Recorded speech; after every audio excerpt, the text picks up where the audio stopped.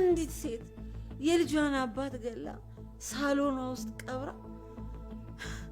በሰላም እንኳን ነፍሱ እንዳታርፍ እዚህ ሳሎኗ ውስጥ ቀብራ እሷ እየሳቀች እየተደሰተች እንዴት ትኖራለች? ዘርፌ አይከብድም? ዘርፌ አይከብድም?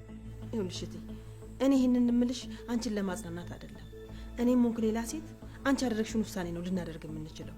እርግጠኛ ነሽ ዘርፌ አንቺ ብትሆኚ እንደምታደርጊው? አዎ። ምን አለበት 10 ወይ 5 ደቂቃ ትንሽ እኮ ቢታገሰኝ ልጄን ይዤ ወደ አንዱ ሀገር ጥፍት ብዬ እንዳንቺ ሰው ቤት ተቀጥሬ አሳድጋት ነበር። እቴ አሁን በቃ ግቢና አረፍ በይ። ፌቨን ይህን ነገር ከሰማች ጥሩ አይመጣም። እባክሽ በቃ ተነሽ እቴ። ዘርፌ እኔ ግን በአሁኑ በጣም ከብዶኛል። በጣም ቆይቲ ምን ሆነ የከበደሽ? ናፍቆኛል ዘርፌ፣ በጣም ናፍቆኛል። ከምልሽ በላይ በጣም ነው የናፈቀኝ። ወይኔ ቆይ እንዴት ሊሆን ቻለ? ማለቴ እንዴት ሊናፍቅሽ ቻለ? ዘርፌ እንዴት አይናፍቀኝም? የልጅ አባት የልጅነቴ ባሌ እኮ ለምንድን ነው የማይናፍቀኝ? ናፍቆኛል ዘርፌ። እሺ ቴንኪው። እሺ ቻው።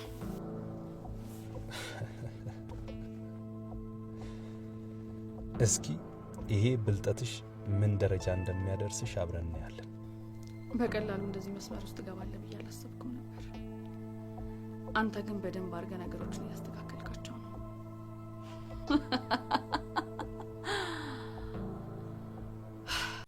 ሰላም ሰላም ውዴ ቻናል ቤተሰቦች እንዴት ናችሁልኝ? እንኳን ወደ እኔ ዩቲዩብ ቻናል በሰላም መጣችሁ። ደህና ናችሁ ወይ? በዛሬው በጽጌረዳ ድራማ ክፍል እንግዲህ እስከ ዛሬ ድረስ የፌቨን እናት ምን ኩና ነው ባለቤቷን ምን አድርጋው ነው እንደዚህ በጭንቀት ልትሞት የደረሰችው? በዛ ላይ በተደጋጋሚ ዘርፌን ከዚህ ቤት ካስወጣዋት ሚስጥሬ ሁሉ አደባባይ ይወጣል፣ እዋረዳለሁ። ስለዚህ እየረገጥኳትም ቢሆን እሷ በፍጹም እስከ ህይወት ፍጻሜዋ ድረስ ከዚህ ቤት አትወጣም እያለች ለልጇ በተደጋጋሚ ትነግራት ነበር ለፌቨን። ምክንያቱም ፌቨን ደግሞ እነሱ እንዲወጡ የፈለገችበት ምክንያት በጽጌረዳ ምክንያት ነው። ጽጌረዳን ያው ፌቨን ትቀናባታለች። የኔ የሆነ ነገር ሁሉ ትወስድብኛለች። ከልጅነቴ ጀምራ እሷ ከኔ በላይ ሆና ነው ያለችው። ስለዚህ አሁንም ከዚህ ቤት ትውጣ በማለት በቅናት ተነሳስታ እንግዲህ እናቷን ጠይቃት ነበረ። ነገር ግን እናቷ እንደዛ አይሆንም፣ በፍጹም ዘርፌ እዚህ ቤት አትወጣም፣ ሚስጥሬን ሁሌን ነገር የምታውቀው እሷ ናት፣ ስለዚህ ከዚህ ቤት አትወጣም ብላት ነበረ። ታዲያ ነገሩ ትንሽ ከበድ ያለ ሳይሆን አይቀርም። የሚያስገርም ነገር ነው ደግሞ እንግዲህ እቺ ሴትዮ የፌቨን እናት ማለት ነው ባለቤቷን እሷ ትግደለው ማን ይግደለው ባይታወቅም የቀበረችው ግን የገዛ ቤቷ ሳሎኗ ላይ ነው።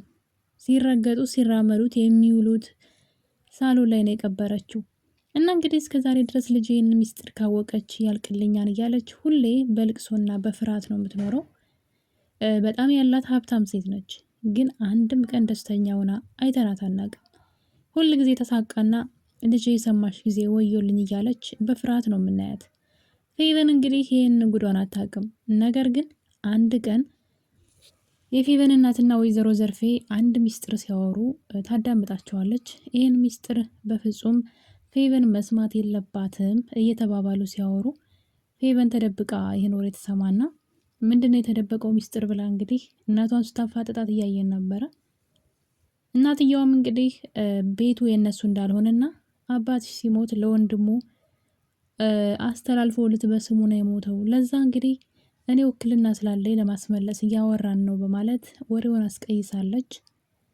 ፌቨን በነገራችን ላይ ብዙ ነገር ሰምታ ነበረ። ነገር ግን አሁን ያለችበት ሁኔታ ይህ እንድታገናዘብ ብዙ አልፈለገችም እንጂ ነገሩን የሆነ ኬዝ እንዳለ ፌቨን ራሷ ጠርጥራ ነበረ። ነገር ግን በነብዩ ጉዳይ ስለተያዘች በሱ ጉዳይ ቢዚ ስለሆነች እናቷ ጋር ያለውን ነገር ብዙ ለማጣራት እየጣረች አይደለም። እንግዲህ የፌቨን እናት በዛሬው ዕለት ማለት ነው ከባሏ ጋር ከተለያየች 18 ዓመት ሆኗታል ማለት ነው። እንግዲህ ፌቨን ከተወለደች በኋላ የፌቨን አባት በጣም መጥፎና አስቸጋሪ ሰው ነበር መሰለኝ። እንግዲህ ሴትየዋ እንደተናገረችው ከሆነ በደንብ ግልጽ የሆነ ነገር የለም። ነገር ግን የፌቨን አባት በጣም አደገኛ ሰውና ለእሷም ለልጇም በጣም አስጊ ሰው እንደነበረ ለባዕድ አምልኮ እንግዲህ እንዳደረጋቸው እንደዚ አይነት ነገር ነው ብቻ እየተናገረች ያለችው። ታዲያ ይቺ ሴት እንግዲህ በዛሬው ዕለት የባሏን የሙት ዓመት 18 ዓመት ማለት ነው ለማክበር ወይንና አበባ ይዛ እንግዲህ ሬሳውን የቀበረችበት ሳሎን ላይ መቃብሩ ላይ ቁጭ ብላለች። ወይዘሮ ዘርፌ ደግሞ ለሰውየው ሻማ አብርታ እንግዲህ ነገ በስምህ ዘክራለሁ፣ ዝክር አበላልሃለሁ፣ ለእኔ ቢጤ ለተቸገሩ እመግባለሁኝ ብላ ሻማ በራችለት ለሰውየው ነፍስ ይማር የሚል ማለት ነውና ነገሩ ትንሽ ወሰብሰብ ያለ ነው። ሴትዋ ደግሞ በደስታ ዝንጥ ብላ እንደምታዩት ወይንና አበባ ይዛ እንግዲህ የባሏ መቃብር ላይ እንግዲህ የገዛ ሳሎኗ ላይ ባሏን ገላ የቀበረች ሴት ናት። በጣም ከባድ ነው። 18 ዓመት ዘርፌ ምን አይነት ሴት እንደሆነች አስቡ። ማን ነው የማንም ሚስጥር በዚህ ዘመን የሚያይ ማለት አይደለም። እንደዚህ አይነት ከባድ ነገር ሚስጥር ቀርቶ ተውትና ተራ ነገር ጊዜያዊ ነገር ራሱ አጋጣሚ ካገኘና የሰዎችን ህይወት ለማበላሸትና በዛ ለመጠቀም በጣም ነው ብዙ የምንጥረው አይደለ? የሰዎችን ድክመት ካገኘን ደካማ ጎናቸውን ካገኘን እሱን ተጠቅመን ሰዎቹን ለመጣልና የገቢ ምንጭም ጭምር ልናደርገው እንችላለን። ይሄ እውነተኛው ዓለም ላይ ያለ ነገር ስለሆነ እና አንዳንድ ጊዜ ግን ድሃ ኩሩ ነው የሚባለው እውነት ነው። እንግዲህ ወይዘሮ ዘርፌ ይህንን ሚስጥር እንግዲህ እስከ መጨረሻው በመያዝ ማለት ነው እንግዲህ ሚስጥር እስካሁን ዘመን ድረስ 18 ዓመት ሙሉ እንግዲህ በእነዚህ በሁለት ሰዎች መካከል የተቀመጠ በጣም ከባድ ሴትዋ የሰራችው ወንጀል ምናልባት ዘርፌ እዚህ ነገር ውስጥ እጇ ባይኖርም ግን ያንዳንዱ የፌቨን እናት ያደረገችው ሚስጥር ሁሉ ታውቃለች። ለዛም እንግዲህ 18 ዓመት ደግሞ እዚህ ቤት እንድትኖር አድርጋታለች ማለት ነው። ብትሰቃይ ምንም ብትልም ግን ከቤቷ አታስወጣትም። ምክንያቱም ደግሞ ሚስጥሯን የያዘች ሴት ናት። ነገ ላይ በጣም የልብ ወዳጅ ብታገኝ ልታወራው ትችላለች ብላ ትፈራለች። እና እሱም ብቻ አይደለም፣ በነገራችን ላይ የነብዩ አባትም ደግሞ ሌላ የተደበቀ ታሪክ እንዳለው እጅ ሴት እንግዲህ ታውቃለች። ወይዘሮ ዘርፌ ብዙ ቤት በሰራተኝነት ያገለገለች ይመስለኛል። ለዛ ነው እንግዲህ ሚስጥር ልታውቅ የቻለችውና ታዲያ እንግዲህ ሴትዋ በሚያሳዝን ሁኔታ እንግዲህ በዛሬው ዕለት ይሄንን ክስተት ልጇ እንዳትሰማ በጣም እየፈራሁኝ ይገኛለሁ። ፌቨን ሌላ ዓለም ውስጥ ነው ያለችው አሁን ላይ በሀሳቧም በእውኗም ተንኮልና ክፋትና የራሷን ከፍታ የሰዎችን ውድቀት በተለይ ደግሞ የጽጌረዳን ውድቀት የምትመኝበት ሰዓት ነውና እንደዚህ አይነት ነገር ሰማች ማለት እንግዲህ ስብርብር ብላ የምትቀር ነው የሚመስለኝ። እናቷ አባቷ እንደሞተ ነው የምትነግራት እና አሁን ላይ ግን ሴትዋ በጣም ሰክራለች ከሚባለው በላይ ቁጭ ብላ ብቻዋን ስትጠጣ ነበረ። ታዲያ በመጨረሻም እንግዲህ ያደረገችውን ነገር ሁሉ ስትናዘዝም ነበር። የዛሬ 18 ዓመት ባሏን ምን እንዳደረገችው ገላ እንደቀበረችው የገዛ ሳሎኗ ላይ ማለት ነውና እንዲህ እንዳደርግ የገፋፋኝ አንተ ነህ። አማራጭ አልነበረኝም። ጊዜ ብትሰጠኝ ኑሮ ልጄን ይዤ ከዚህ እሄድ ነበረ። ልክ እንደ ዘርፌ ሰው ቤት ሰራተኛ ሆኜ ተቀጥሬ አሳድጋት ነበር። አንተ ግን ጊዜ ልትሰጠኝ አልቻልክም እያለች ለአደረገችው መጥፎ ነገር ተጠያቂው እሱ ራሱ ባለቤቷ እንደሆነ ክፉ ሆኖባት እንደነበረ እንግዲህ እንደምታዩት ሴትዋ እያወራች እየቀባጠረች ነው። ስለሰከረች ያደረገችው ነገር ሁሉ እየጸጸታትና እያለቀሰች ትገኛለች። እንግዲህ አንዳንድ ጊዜ ህይወታችን ላይ ማለት ነው በሰከንድ በደቂቃዎች ህይወታችን ይበላሻል ወይም ይቀየራል። አንዳንድ የራሳችንን አለመቆጣጠርና አለመታገስ እንደዚህ አይነት ህይወት እንድናሳልፍ ያደርገናልና የሽርፍራፊ ሰከንዶች ስህተት የዘላለም ጸጸትና የዘላለም ውድቀትን ያመጣብናልና ይቺ ሴት እንግዲህ ያኔ ብታገስ ትንሽ ደቂቃ ትንሽ ሰከንድ በቃ ባረፍድ እያለች ነው ያለችው ይመስለኛል። ሰውየውን እሷ የገደለችው አይመስለኝም። ነገር ግን የሆነ ነገር አድርጋለች። እሷን ሊያስጠይቃት የሚችል ነገር የሆነ ነገር ሆናለች እንጂ በድፍረት ባሏን ገለው አይመስለኝም። ወይም ደግሞ የሆነ አስገዳጅ ነገር ውስጥ ገብታ እንደነበረ ነው ከሁኔታዋ እየተረዳው ያለሁት። ታዲያ ትንሽ ባረፍድ፣ ትንሽ ብዘገይ፣ 1 ሰከንድ 1 ደቂቃ ብዘገይ እያለች ነበርና ያው አለመታገስ ሁሉም ነገር በነገራችን ላይ ከ1 ደቂቃ በኋላ ንዴት፣ አሁን በጣም የተናደደ ሰው እንደተናደደ ከሚወስን ለ1 ደቂቃ ከቆየ ያስባል ማለት ያ ነገር ነገውን እንደሚያበላሽበት፣ ነገ ላይ እሱ የማይፈልገው ህይወት ላይ ሊያኖረው እንደሚችል የሰከንዶች የደቂቃ ስህተት ማለት ነው። ስለዚህ ስንናደድ የምናደርጋቸው ነገሮች ዋጋ ነው የሚያስከፍሉን። ሁል ጊዜም የዘላለም ጸጸትንና የማንፈልገው ቦታ እስር ቤት ሊሆን ይችላል፣ ሌላ ችግር ጸጸት፣ የአእምሮ ጸጸት ሊሆን ይችላል። ብቻ ብዙ ነገር ህይወታችን ላይ የምታመጣ ያቺ በ1 ደቂቃ መታገስ አቅቶን ማለት ነው።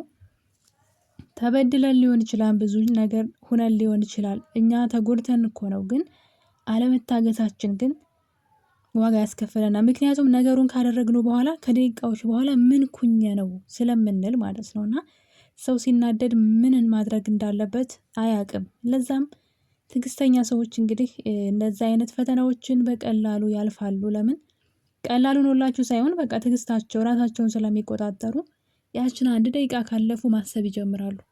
ለሚያደርጉት ነገር ሁሉ ኃላፊነት ይወስዳሉና በስሜታዊነት አያደርጉም። ታዲያ እቺ ሴት እንግዲህ ይሄን ነው እያለች ያለችው። ምን ነው ትንሽ ባረፍድ እያለች ነው ያለችውና በጣም ነው የሚያሳዝነው። እንግዲህ ነገር ግን በጣም ሰክራ እያወራች ነው። ስላደረገችው ነገር እየተጸጸተች እያለቀሰች ነው። በዚህ ሰዓት ደግሞ ፌቨን ክላሷ ውስጥ ሌላ ዓለም ሌላ ህልም ላይ ነው ያለችው። ታዲያ ድንገት እንግዲህ ወደ ሳሎን ብትመጣ እናቷ በስካር ውስጥ ሆና ያን ለ18 ዓመት የደበቀችውን ሚስጥር ስታወራ እንዳትሰማትና ሚስጥሩ እንዳይፈነዳ እየፈራሁኝ ነው። ምናልባት ይህን ሚስጥር ፌቨን ሰማች ማለት አሁን ላይ ጽጌሬዳ ላይ እያሴረች ያለችውን ተንኮል ትረሳላታለች፣ ወይም ደግሞ ሰላሟን ልትሰጣት ትችላለች ብዬ አስባለሁ። በሌላ በኩል እንግዲህ ደግሞ ፌቨን ናት። ፌቨን በሚገርም ሁኔታ በዛሬው ክፍል ላይ እንግዲህ ጽጌሬዳ ሙታ እያለቀሱ ነበረ ድራማው የሚጀምረውና በጣም ብዙዎቻችን ደንግጠናል። ማለት ምንድን ነው ከዚህ የምንማረው? በጣም ብዙ ፈተና በዙሪያዋ ያለባት ልጅ ይህን ፈተና እንዴት ነው የምታልፈው? ጽጌሬዳ እንዴት ነው ከዚህ ፈተና ከዚህ መዓት የምትወጣው እያልን እኛ ግራ እየተጋባን እዚህ ጋር ብትሞት ምንድን ነው የምንማረው የሚለው ነገር በጣም አስደንግጦን ነበር። እንግዲህ ለተወሰነ ደቂቃ ጽጌሬዳ እንደሞቶች ነበረ ሲያሳዩን የነበረው። ነገር ግን እንግዲህ ይህ ሁሉ ሀሳብ የፌቨን ሀሳብ ነበረ። በነገራችን ላይ አንዳንድ ጊዜ የበታችነት ስሜት የሚሰማን ከሆነ ሁል ጊዜ ከሰዎች እንደማንበልጥ ከሰዎች የተሻልን መሆን እንደማንችል ስለምናስብ የሰዎችን ውድቀት ነው የምንፈልገው። እኛ ከፍ የምንለው እነሱ ሲወድቁ እነሱ ዝቅ ሲሉ ነው ብለን እናስባለን። ግን እንደዛ አይደለም። እኛ ራሳችንን በራሳችን መንገድ ነው ከሰው የተሻልን ሆነን ለመገኘት። ሲጀመር ራሳችን ከሰው ጋር ራሱ ማወዳደር ከጀመርን መቼም ቢሆን ከፍ የምንል ሰዎች አንሆንም። እና ሰው የራሱን መንገድ ይዞ መሄድ አለበት። ትክክለኛውን መንገድ መርጠን በራሳችን መንገድ ከሄድን ከማንም የተሻለንን የራሳችን መንገድ የራሳችን ሀሳብ ስለሆነና ነገር ግን እንግዲህ ፌቨን ህልሟም በውኗም በህልሟም ስለ ጽጌሬዳ ነው የምታስበው። እሷ የሚመስላት ህይወቷ ላይ በቃ ጽጌሬዳ ስላለች ነው ከፍ ብላ መታየት ያልቻለችው፣ ጎልታ መታየት ያልቻለችው ጽጌሬዳ ስላለች ነው ብላ ታስባለች። ታዲያ የበታችነት ስሜት ነው። ምክንያቱም ከሰው የተሻለ የምትለብስ እሷ ናት። ከሰው የተሻለ ላይፍን የምታጣጥመው እሷ ናት። የጽጌሬዳን ህይወት ደግሞ እያየነው ነው። እነሱ ቤት ስትኖርም ሰራተኛ ሆና መጥፎ ንግግሮችን እየሰማች ነው። እሷ ግን ሁሉ ነገር ተሟልቶላት አእምሮዋ ራሱ የምትሰማው ነገር ራሱ ጥሩ ነገር ነው ከእናቷም ከአካባቢዋም ለመገንዘብ ስላላት እና ታዲያ እንግዲህ የሁሉ ነገር እያላት ምንም በሌላት ምናልባት በሀብት ደረጃ ማለት ነው ምንም በሌላት በጽጌሬዳ ትቀናለች። ከልጅነታቸው ጊዜ ጀምሮ ነው የምትቀናባት። አሁን ስታድግ ግን የእሷን ሞት የእሷን ውድቀት አብዝታ ትመኛለች። ታዲያ እንግዲህ ጽጌሬዳ ሞታ እሷ ልቅሷ ላይ ማለት ነው ይቅርታ፣ ልቅሷ ላይ ምንድነው ስትስቅ ልበል ደስ ብሏት ማለት ነው። እሷ ስትሞት እሷ ከፍ ምትል ነው የመሰላት እና እኔ በጣም ነው ያስገረመችኝ። በነገራችን ላይ እሷ እንቅፋት ሆናባት ከሆነ እኮ እሷን ከህይወቷ በብዙ ማራቅ ትችል ነበረ። ግን በህይወት መኖሯ በቃ እኔ ከፍ እንዳለ ሊያደርገኛም ብላ ነው የምታስበውና እንግዲህ የፌቨን ሀሳብ ነበረ። እንደምታዩት ልቅሶ ላይ ፈገግ ስትል ነበረ በደስታ ማለት ነው። የጽጌረዳ ሞት ለሷ በቃ ጥሩ ነገር የሚያመጣላት መስሏታል። ነገር ግን በሀሳቧ ነበረ። እንግዲህ እንኳንም በሀሳቧ ሆነ ጽጌረዳ ሙታ ቢሆን ድራማው ምንድነው የምንማረው ከዚህ? ምን እንማር? ምን አገኘን? በቃ ምን ሊያስተምር ነው የፈለገው የሚለው ነገር ለደራሲው ጥያቄ ውስጥ ያስገባው ነበረና ነገር ግን የተንኮለኛዋ የፌቨን ሀሳብ ነው። እንግዲህ ያልበቃት ብሎ ከነብዩ ጋራ ያላትን ህልም እንግዲህ እያለመች ነው። ሰሞኑን አብዝታ ነው እያለመች ያለችው ከነብዩ ጋራ። በዛ በኩል ደግሞ ነብዩን እንግዲህ ምንድነው ሀሳቡን ጠምዘውታል፣ ወይም ደግሞ ወደ እሷ ሀሳብ አምጥተዋለች። ጽጌረዳ ለመበቀል ከፌቨን ጋር እጋባለሁ እያለ ነው ነብዩ። ጽጌረዳ የቀረበች ለጥቅም ነው። አባት ሊያገባት ሲፈልግ ግን እሷ አንተን አልፈልግህም አለችህ። መጀመሪያም ለጥቅም ነው የቀረበችህ በማለት በመካከላቸው አሁን ግን ልክ አባት ሲፈልጋት አንተን አልፈልግህም አለች በማለት እንግዲህ ነብዩን አእምሮን መርዘውታል። የሚያሳዝነው ነገር ግን የሚወደው የሚያምነው ጓደኛው መኮንን የዚህ ነገር ተባባሪ መሆኑ ነውና እንግዲህ አንዳንዴ ጠላቶቻችን የራሳችን ጓደኞችና የቅርብ ሰው ከሆነ መጠራጠር አንችልም። እነዛ ሰዎች በቀላሉ ይጎዱናል። ህይወታችን ውስጥ ምን እንደሚያስደስተን፣ ምን እንደምናስብ፣ ምን እንደምናደርግ ስለሚያውቁ እየተከታተሉ እንግዲህ ህልማችን፣ አላማችን ማበላሸት ይሆናል ስራቸው። መኮንን እሱን ነው የያዘው በሚያሳዝን ሁኔታ በነብዩ ላይ ማለት በከባዱ ተነስቶበታል ማለት ነው። እና እንግዲህ በዛሬው ክፍል ላይ ካያችሁ ነብዩ ከአባቱ ጋራ የአባቱ ክላስ ውስጥ ገብቶ ያወራሉ። ታዲያ የነብዩ አባት የጽጌረዳን ጋብቻ ትቼዋለሁ፣ ስህተት ነው ብሎት ነበረ። መኮንን በርስር ተደብቆ እያዳመጠ ድንገት ነብዩ በሩን ሲከፍት ያየዋል። እንግዲህ የነብዩን ሀሳብ አስቀይሮታል፣ ድንገት ሳልፍ ነው በማለትና ታዲያ መታጠቢያ ቤት ውስጥ ገብቶ ራሱን በመስታወት እያየ ነበረ። ምን እየሆንኩኝ ነው? ስሜታዊ እየሆንኩኝ ነው። እኔ አላማዬ የዚህም ቤት ግልብጥብጡን አውጥቼ ንብረታቸውን የግሌ ማድረግ ነው እያለ ነው። አስቡት እንግዲህ ይህ በጣም መጥፎነት ነው እና የጓደኛ ክፉ፣ የጓደኛ ምቀኛ። ታዲያ እንደዚህ ምስጢሮቻችሁን የሚያውቁ ሰዎች እንግዲህ በቀላሉ ይጎዷቸዋል። ጥላቶቻችሁ እንደሆኑም ስለማታውቁና ነብዩ የምር እሱ ጓደኛው እያሰበለት ነው የሚመስለው። ታዲያ ከፌቨን ጋራ የምንድነው አብሮ በመሆን እንግዲህ ጽጌረዳን ማናደድ እፈልጋለሁ፣ መበቀል እፈልጋለሁ እያለ ነበር ነብዩ። ጓደኛው መኮንንም ጥሩ ሀሳብ ነው ያሰብከው፣ በደንብ ግፋበት እያለ እንግዲህ ይህንን መጥፎ ሀሳብ ሲደግፈው ነበረ። እንደዚህ አይነት ጓደኛ በነገራችን ላይ ቤቱን ንብረቱን ብቻ ሳይሆን ጽጌረዳንም ይፈልጋል መኮንን። በውሸት የሚመሰረት ነገር የለም። ለጊዜው እንደዛ ሊመስለው ይችላልና እንግዲህ ከፌቨን ጋር በመተባበር ነብዩንና ጽጌረዳን እስከ መጨረሻው በማለያየትና በእነሱ ላይ ተንኮል በመስራት ላይ ተጠምደዋል ማለት ነው። እንግዲህ በቀጣይ ክፍል በጽጌረዳ ፌቨን ምናልባት የእናቷ ሚስጥር ልትሰማ ትችላለች። ምናልባትም እናቷ በጣም